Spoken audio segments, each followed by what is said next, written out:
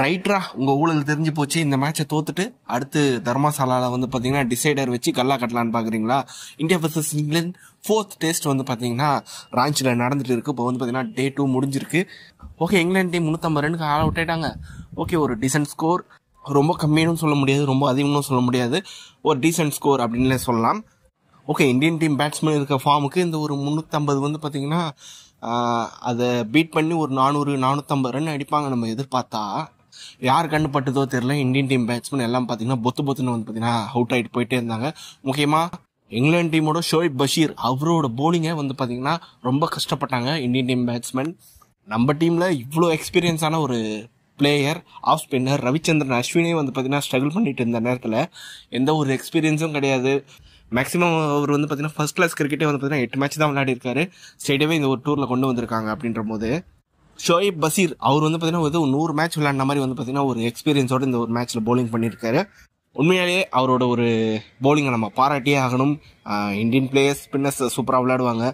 அவங்களுக்கு அகைன்ஸ்டாக ஒரு off spinner, classic off spinner இந்த அளவுக்கு சூப்பராக பர்ஃபார்ம் பண்ணியிருக்காரு. 4 விக்கெட் எடுத்திருக்காரு. அது மட்டும் வந்து பார்த்தீங்கன்னா தொடர்ந்து 35 ஓவர் போட்டிருக்காரு. அப்படின்ற போது உண்மையிலேயே அவரை நம்ம பாராட்டியே ஆகணும். இங்கிலாந்து டீம் செம ஒரு கம்ஃபர்டபுளான ஒரு பொசிஷனில் இருக்காங்க இந்த ஒரு டெஸ்ட் மேட்சை பொறுத்த வரைக்கும்.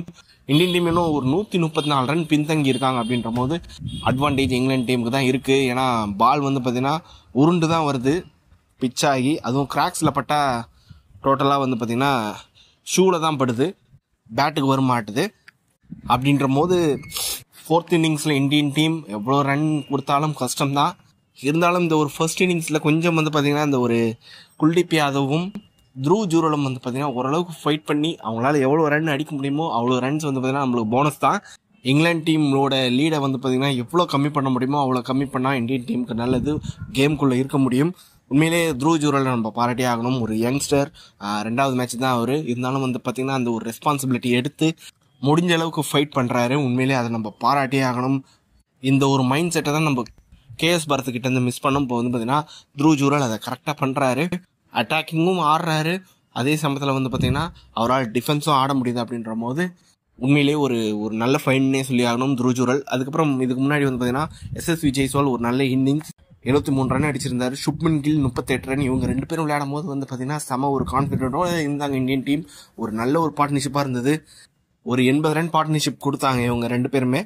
அதுக்கப்புறம் ரஜத் பட்டிட்டரும் ரவீந்திர ஜடேஜாவும் என்ன பண்ணாங்கன்னு தெரியல. திடீர்னு வந்து பார்த்தீங்கன்னா ரஜத் பட்டிட்டர் அவரோட கிடைச்ச சான்ஸ் எல்லாம் வேஸ்ட் பண்ணிட்டு இருக்காரு. இனிமேல் இந்தியன் டீமில் வர்றது டவுட் தான். ரவீந்திர ஜடேஜா வந்தார், 2 6 அடிச்சாரு. அதுக்கப்புறம் வந்து பார்த்தீங்கன்னா அவுட் ஆகிட்டு போயிட்டாரு.